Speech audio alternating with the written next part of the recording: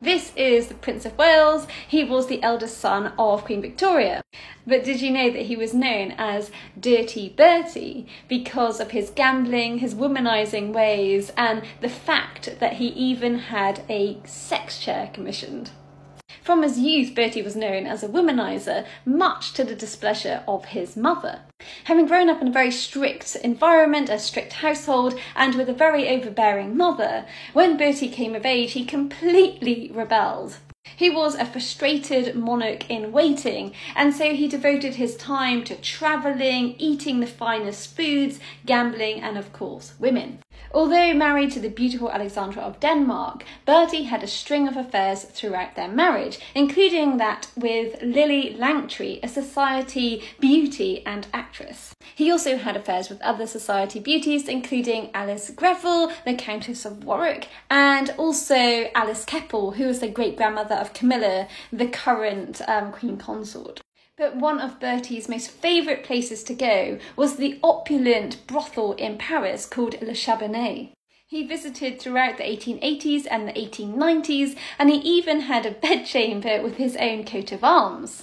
The interiors were glitzy and over the top, full of gilding.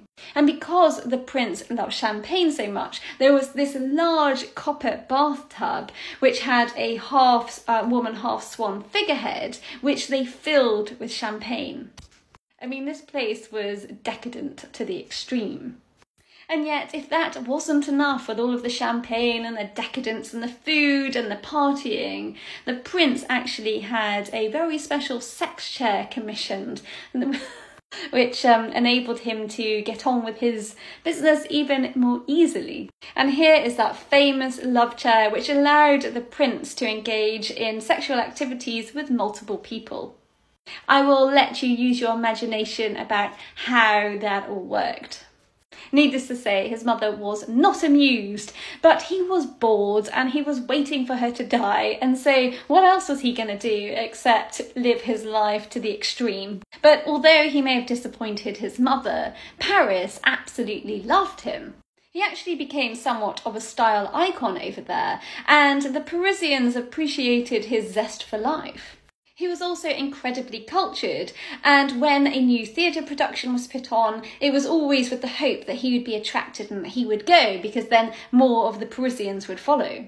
While in Paris, he also had affairs with the most famous French aristocrats, sex workers, actresses, and can-can dancers. In fact, he was so popular that every woman wanted to get in bed with him.